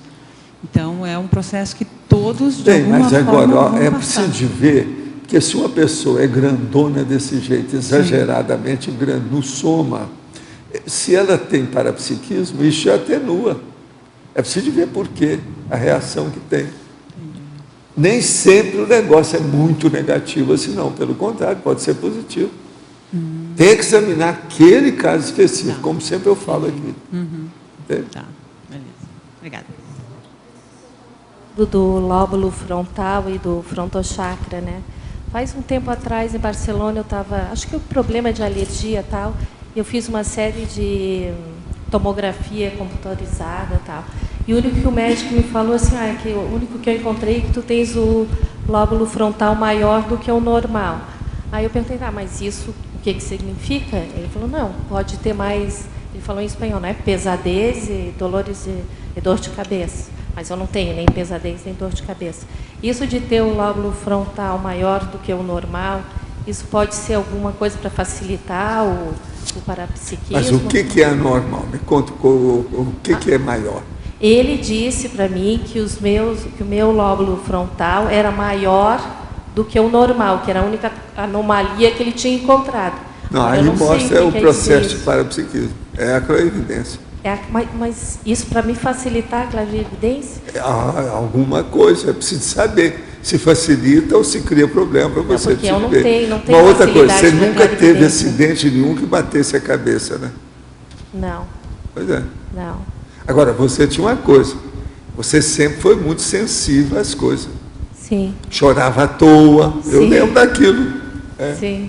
Mas isso, então, é mais um dificultador ou é um... pode Não, ser é uma predisposição, isso aí pode ser muito positivo, pelo contrário. Porque o que a gente invade são esses lobos frontais, eles é que mandam. É a base de tudo do nosso processo. Por isso que o front chakra é importante. A evidência, tudo.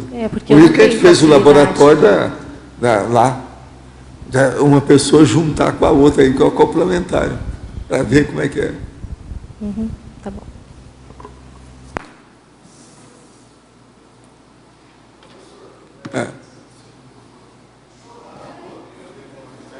É bom pegar um micrófono, sabe? Por aqui a pessoa não tem laringo chakra, tem micrófono. Ela tem a ver com, por exemplo, o desenvolvimento dos lóbulos frontais? O quê? Essa questão de chorar à toa, de um excesso de emocionalismo. No caso dela, eu estou falando, é porque ela era muito sensível nas coisas. E eu vi uma reação dela que era típica. Para a idade dela, não era para ter isso. Aquilo era sensibilidade, a meu ver, especificamente parapsíquica, devido ao holopensene daquele momento. Aquilo ficava o holopensene, que aquilo, as coisas que eu estava falando lá, deu um impacto danado no povo. Você começou a chorar e se afastou para chorar, não foi? E eu vi, acompanhei o negócio que eu sabia. Me desassediar naquele Agora, momento. aquilo mostrou a sensibilidade parapsíquica dela. Entendeu? Mexeu no processo emocional. Agora, ela é feminina, eu não entendi direito.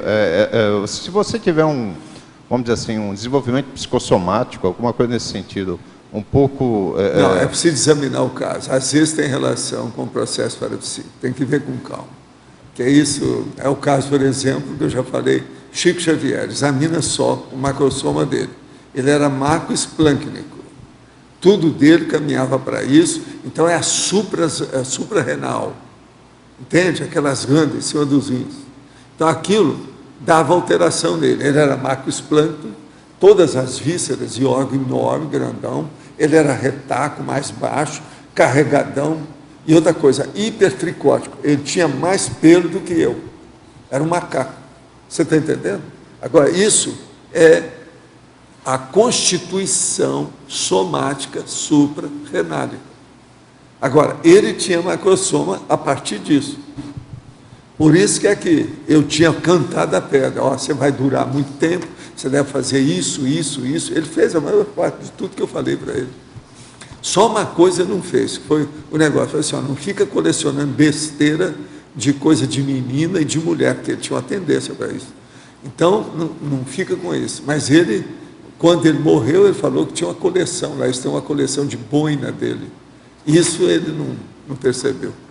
Passou. Professor, o ano passado vi uma reportagem falando sobre recriar imagens que ficam gravadas em nosso cérebro. A técnica foi desenvolvida por cientistas da Universidade da Califórnia. O processo está iniciando, mas no futuro eles afirmam ser possível reproduzir imagens dos sonhos, até mesmo outras memórias. Qual a sua opinião sobre isso? Eu acho que isso tem que caminhar e essas coisas vão evoluir e progredir muito. Existe um amigo nosso, que é meu amigo de muito tempo, que eu chamo de Hayek, que ele é especializado nessas coisas. Extrafisicamente, eles são capazes de fazer isso e moldar o negócio através daquilo que a gente chama das, vamos dizer, maquetes vivas em torno da pessoa. Isso tudo é possível. Então, possivelmente é eles que estão inspirando, é a equipe desse tipo do Hayek. Eu acho que a neurociência vai longe com tudo isso. E outra coisa também, o dia que eles casarem a neurociência com a nanotecnologia, vai melhorar mais ainda. Vamos aguardar para ver o que vai dar. Professora Marlene, na página 11, em Fatologia, no final da 6ª linha para a 7ª, o termo de bem viver nas lides conciliatórias do direito restaurativo. Eu poderia falar mais sobre isso? O termo de bom viver, ele é utilizado, talvez hoje ainda, nas cidades mais do interior, em arrabaldes, assim.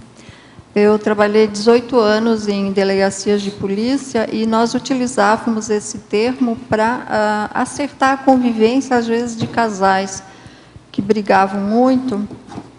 E são pessoas assim humildes, com pouca informação. Então, esse termo conseguia segurar.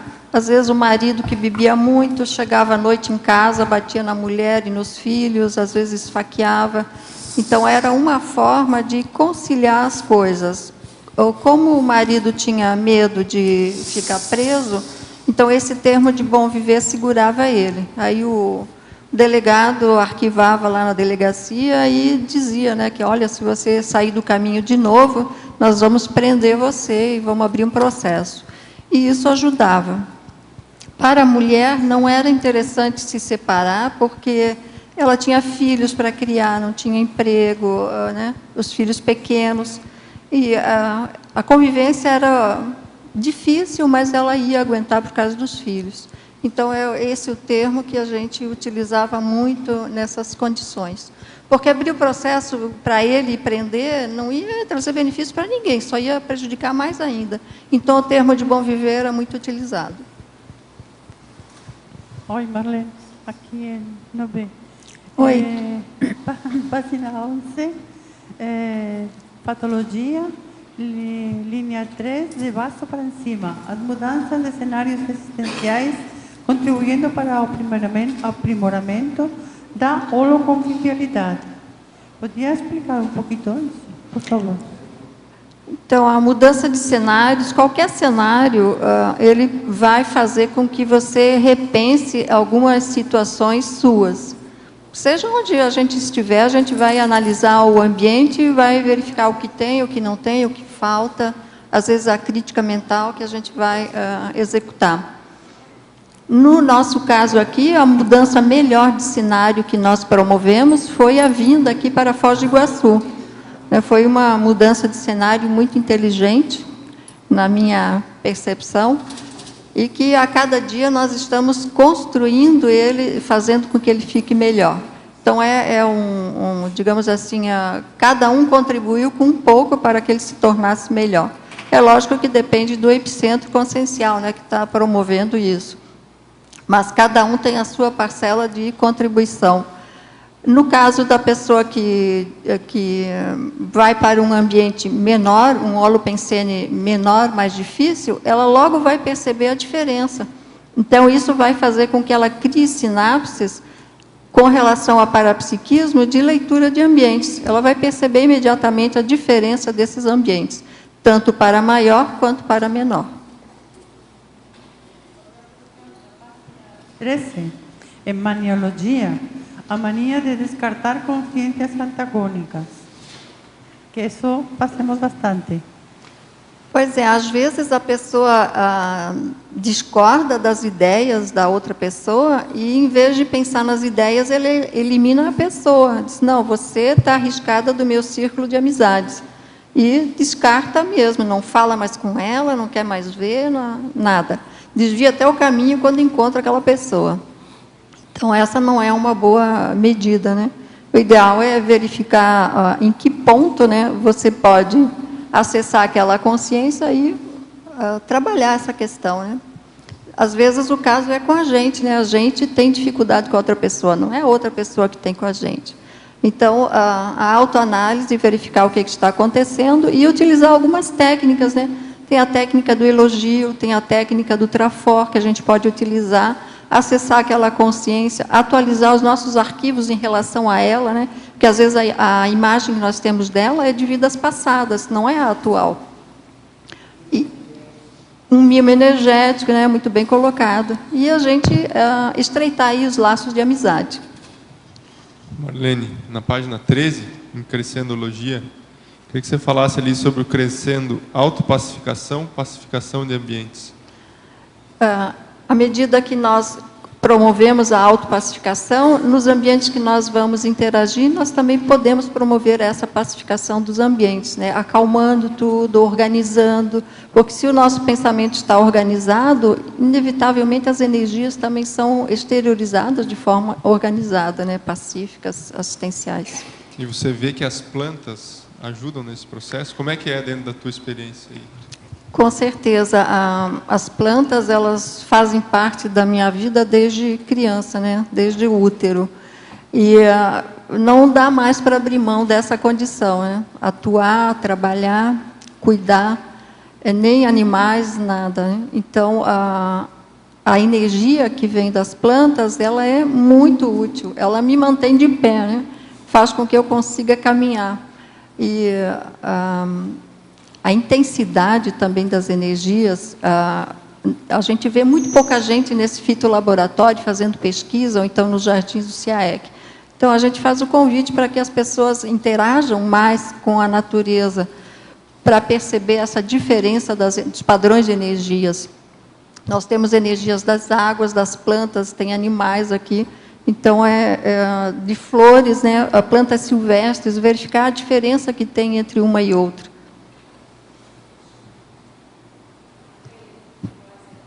Fala, Rosa. Eu até fazer o convite também para as pessoas visitarem mais o Fitolab, porque realmente está muito bonito o Fitolab, está muito bem tratado, a Marlene vem tratando com muito cuidado. E é uma possibilidade também das pessoas, no intervalo da mini tertúlia e tertúlia, andarem no caminho da lógica e esticarem um pouco até o Fitolab, está muito bem cuidado. Aquele clarão lá no meio, né, Marlene, eu queria que você falasse um pouco do futuro laboratório que há a pretensão de se construir no laboratório do Fitolab. Você poderia falar um pouco? Então, nós temos uma clareira ali, colocamos um piso, né, bem rústico, e alguns bancos, algumas árvores. E a ideia é construir ali uma sala de aula, né, ao estilo com telhado de sapê. Tipo caramanchão? Tipo caramanchão, Vai ficar muito bonito, mas a nossa condição sempre é financeira, né? Porque bom gosto nós não temos dinheiro e pessoal para trabalhar. Então, a ideia é construir esse local para que a gente possa ter aulas ali, trabalhar com energias, levar as crianças das escolas aqui da região, para que eles possam interagir com as energias e as plantas, para perceberem que a planta ela tem energia, que é um ser vivo, porque a maioria lida, né, com as plantas como se fosse um objeto, né, inanimado.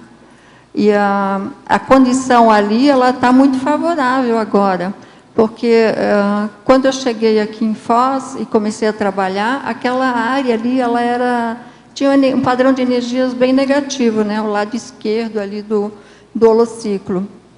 E recentemente o professor Valdo esteve analisando o local e ele disse que agora as energias já estão favoráveis. Então, foi um trabalho de 10 anos, né, para melhorar aquele ambiente. Plantando árvores frutíferas e elas morrendo, e a gente replantando e mudando, plantando flores, e solicitando que houvesse mais gente que fizesse as visitas, porque daí as energias, haveria uma troca mais intensa de energias, e mudaria o holopensene mais rápido, né? Mas eu não tive muito sucesso nessa empreitada, né? Só na plantação, né, e organização ali do local. infelizmente, ainda as pessoas não gostam da natureza, né?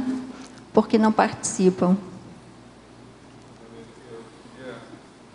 Contrapor o seu argumento, discordar do seu argumento. Eu acho que aqui precisa de mais marketing. Então, isso que você está fazendo, fazer o marketing aqui hoje e convidar as pessoas para ir para lá, realmente, quando as pessoas forem lá e verem o trabalho que você fez, eu não tenho dúvida que as pessoas vão ter vontade de estar lá cada vez mais. Né? E queria que você falasse da fonte também, né, que foi feita. Sim, lá. a fonte, nós estamos concluindo uma fonte que tem lá, lá embaixo, logo na entrada do fitolaboratório, e ela vai jogar água, né, constantemente, acho que tem uns 3 metros, né, de extensão, um córregozinho. Então, isso aí vai atrair também mais pessoas e vai ficar mais agradável o ambiente, além do clima, né? Porque a água constantemente em movimento, ela vai umedecer o local. E isso fica bem... O barulho também da água, isso tudo é agradável. Também da questão da produção lá do Fitolab, as orquídeas que estão aqui, você podia falar um pouquinho a respeito? As orquídeas foi da minha pesquisa pessoal, né? Queria informar que a gente pode fazer pesquisa mental somática junto à natureza, não tem nenhum impedimento, inclusive o raciocínio é mais claro, você fica mais lúcido, tem mais lógica, mais coerência, trabalhando com a natureza. Então, as minhas reciclagens, tudo que eu implementei aqui em Foz, eu devo aí ao fitolaboratório e ao meu engajamento com a natureza.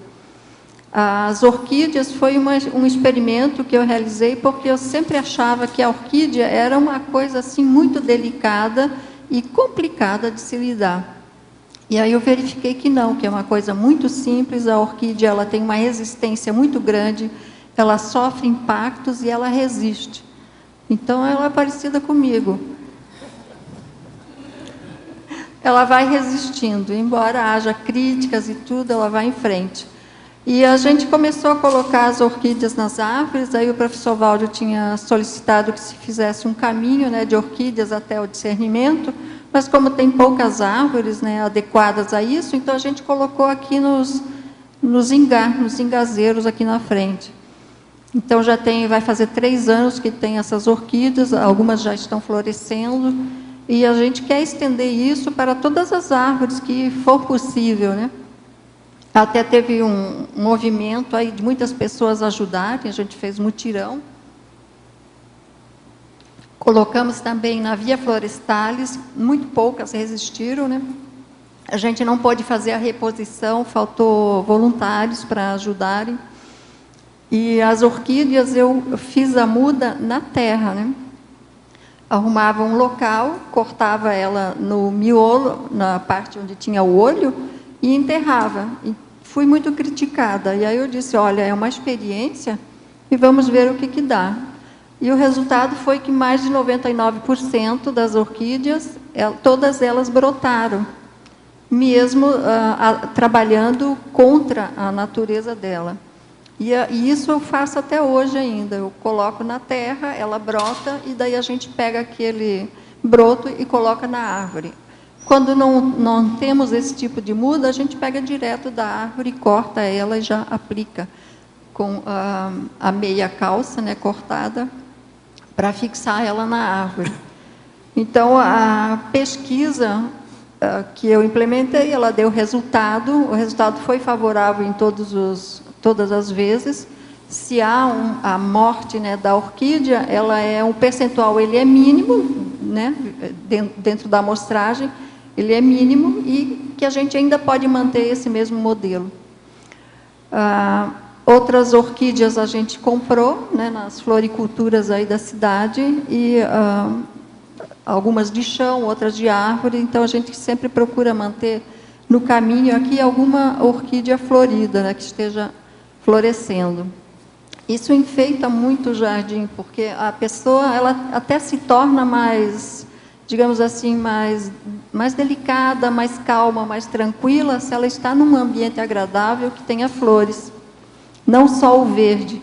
Então, a gente criticava o pessoal e dizia, olha, o CIAEC é um ambiente muito masculino, porque não tem flores, só tem verde, verde, verde, é só grama e cipreste.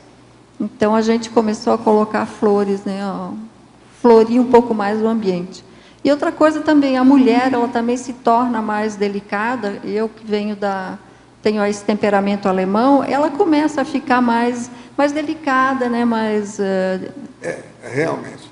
Agora me conta, como é que foi sua vida? Conta os detalhes aí do seu processo, sua vida, como é que você chegou aqui, etc. Que é o que a turma sempre pergunta. Estudar um livro. Pois é, não. Você passou quanto tempo com o processo da polícia? Como é que foi? O que você fazia eu lá? trabalhei 18 anos na polícia. O que você fazia lá? Eu era escrevente, técnico, nem me lembro mais o nome disso. Tanto tempo faz. Trabalhei 18 anos, trabalhei em muitas delegacias regionais, delegacias municipais, delegacia regional, trabalhei na Polinter. Eu rodei isso tudo aí. Pois ela conhece vocês todos. Vi a ficha de vocês toda, Todos corrida. vocês. O BO, ela está acostumada. Depois trabalhei na Secretaria da Justiça, trabalhei na Secretaria da Administração e, por último, trabalhei na Secretaria da Agricultura, até me aposentar. Essa da agricultura que foi a boa, né? Onde o Chico trabalhava também. Essa foi a boa. O Chico Xavier trabalhou nisso. Essa foi a boa, que me deu uma gratificação que eu pude incluir no meu vencimento, quando me aposento, a gente leva junto. Trabalhou mais de 5 anos, leva a gratificação junto. E essa aí que me possibilitou vir para cá. Coisa de amparador, né? Porque no dia que eu fui para desistir, porque o meu chefe não queria preencher a folha, dizendo quais as atividades que eu exerci, aí eu disse, então, se ele não quer preencher, não quer assinar, eu vou lá e vou desistir, né? Aí a moça olhou para mim e disse, você vai desistir? É um direito seu. Seu chefe vai ser obrigado. Se ele não assinar, eu vou lá e vou dizer para ele, você é obrigado a assinar, porque é um direito dela. E aí eu fiz. Aí quando eu voltei no outro dia para entregar para assinar, aquele chefe tinha entrado em férias. E aí estava o chefe substituto e ele pegou e perguntou assim, o que você quer que coloque aqui na folha? Aí eu disse, aquilo que eu fiz. Aí ele me entregou a folha e disse, então você preenche, que eu não sei o que você fazia. Aí eu preenchi o que eu fazia e fui aposentada. E aí eu fiz enfermagem, fiz o técnico de enfermagem para ter outra profissão depois de aposentada, porque eu achava que eu ia ganhar muito pouco, né? E para contribuir. Aí eu vim para cá e comecei a trabalhar com enfermagem. Fiz o concurso, passei, fui para o posto de saúde, e daí eu peguei aquela bronquiolite lá por causa do processo da fumaça e o produto químico. Daí eu saí por causa da saúde e depois eu fiz outro concurso e entrei para o município de novo na saúde. E aí quando eu fui fazer o treinamento, eles disseram que os primeiros colocados iam trabalhar no SAMU. E eu tinha tirado o 9º lugar, então 16 entraram no SAMU. E aí eu trabalhei 3 anos no SAMU.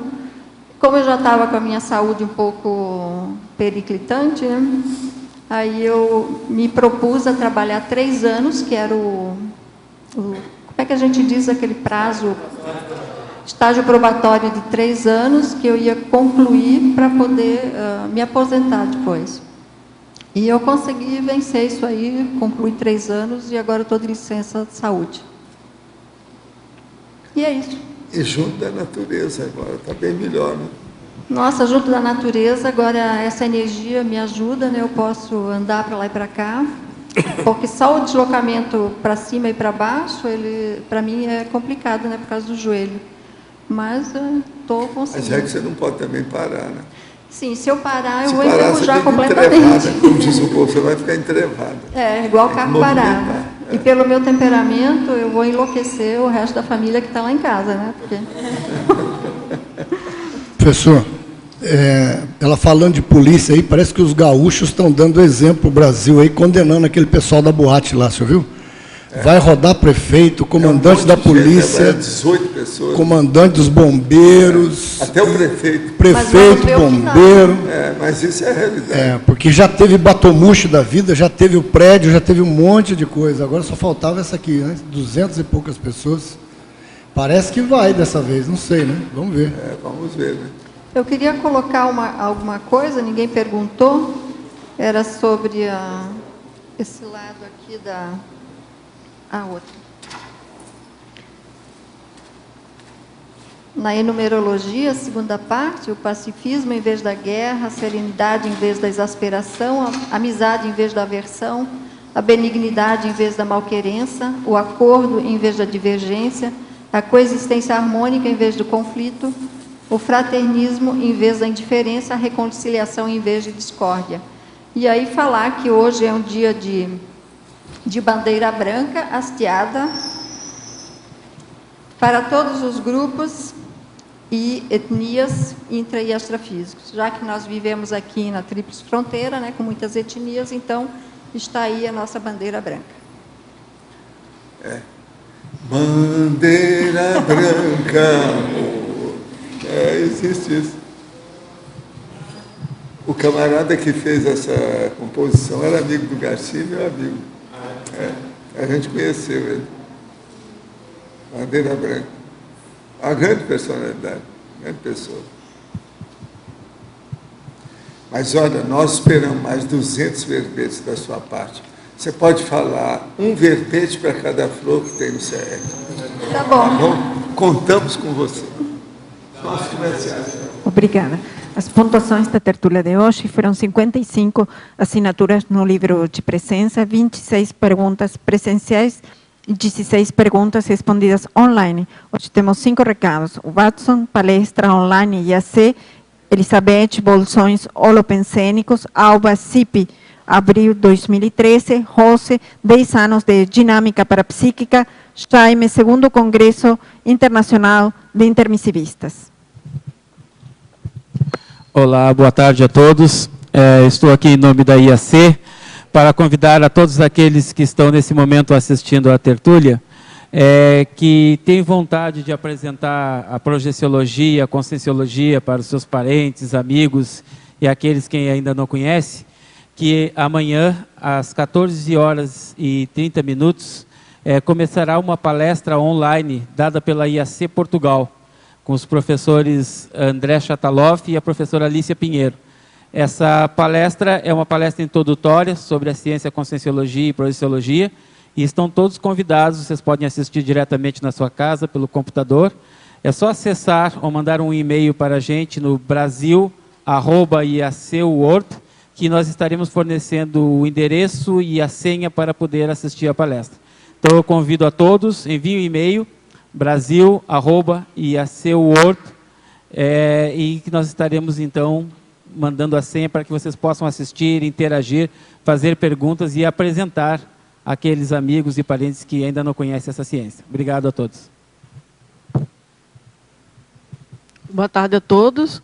O CAEC convida o tertuliano e o teletertuliano para participar do curso Bolsões Holopensênicos, nos dias 12, 13 e 14 de abril. Acontecerá aqui no auditório do CAEC. O curso ele visa contribuir na identificação do público-alvo assistencial do pesquisador, fornecendo ferramentas interassistenciais. Um outro objetivo, possibilitar a autohabilitação para a liderança assistencial. Iniciarmos já esse nosso projeto evolutivo do líder assistencial. Entre vários holopensênicos, pensênicos do poder, da monarquia, bélico, entre tantos outros, nós vamos falar também da tecnologia de abordagem assistenciais nos grupos. Estão todos convidados. Maiores informações na recepção do CAEC pelo telefone 3525-2652. Obrigada.